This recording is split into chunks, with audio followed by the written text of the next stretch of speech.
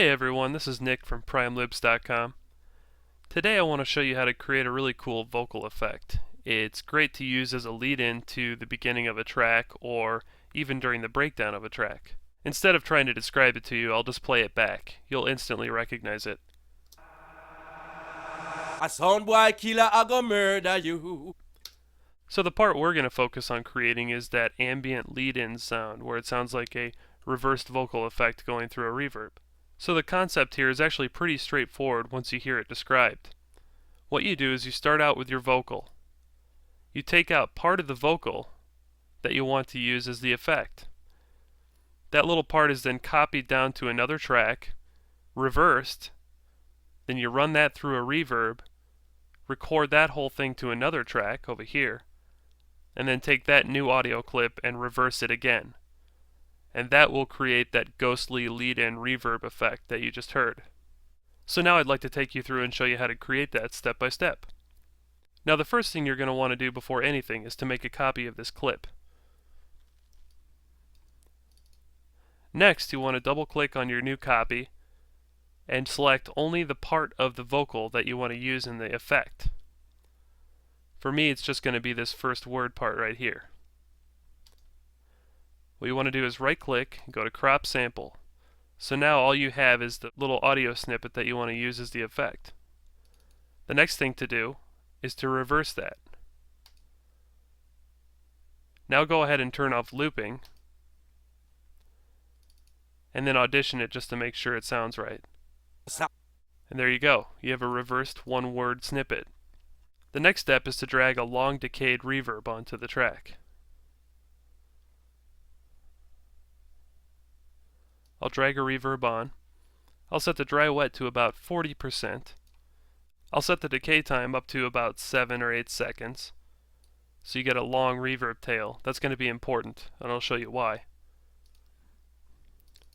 Next, you're going to want to send the audio from your original track here over to the processed audio track. Now come over and record arm your processed track. Set it to record audio, and now trigger your clip.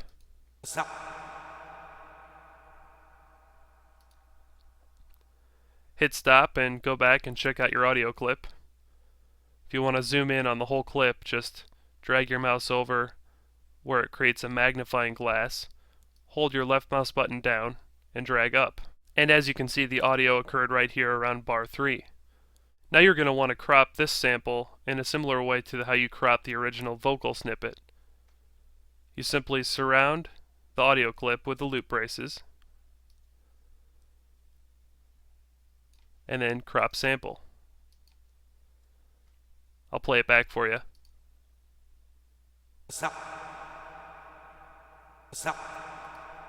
Perfect. Now, I'm going to reverse this audio sample like I said before. Now I'll play back the result and you can hear what we have so far.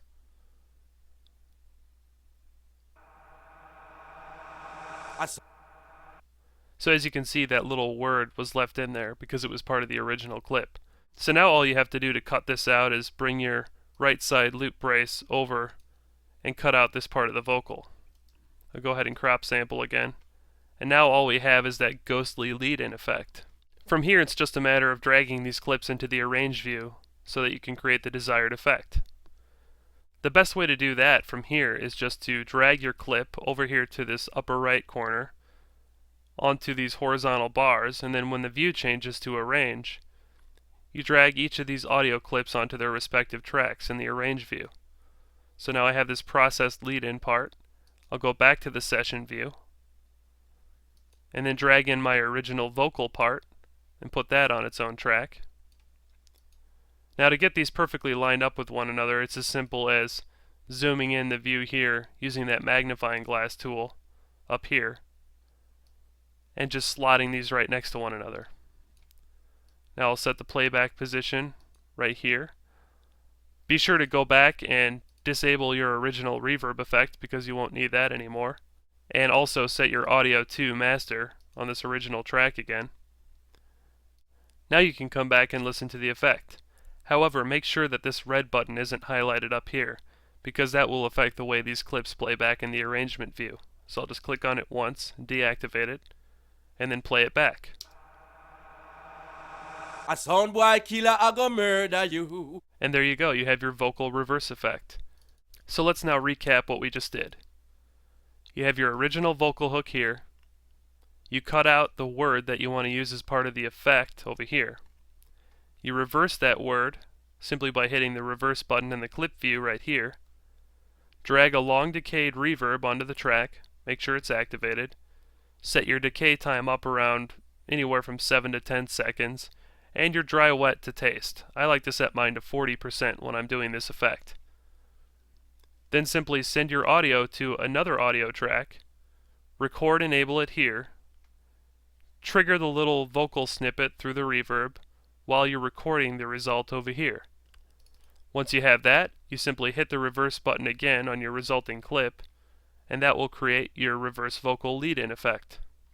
I'll see you next time for more audio production tips and tricks. Stay creative.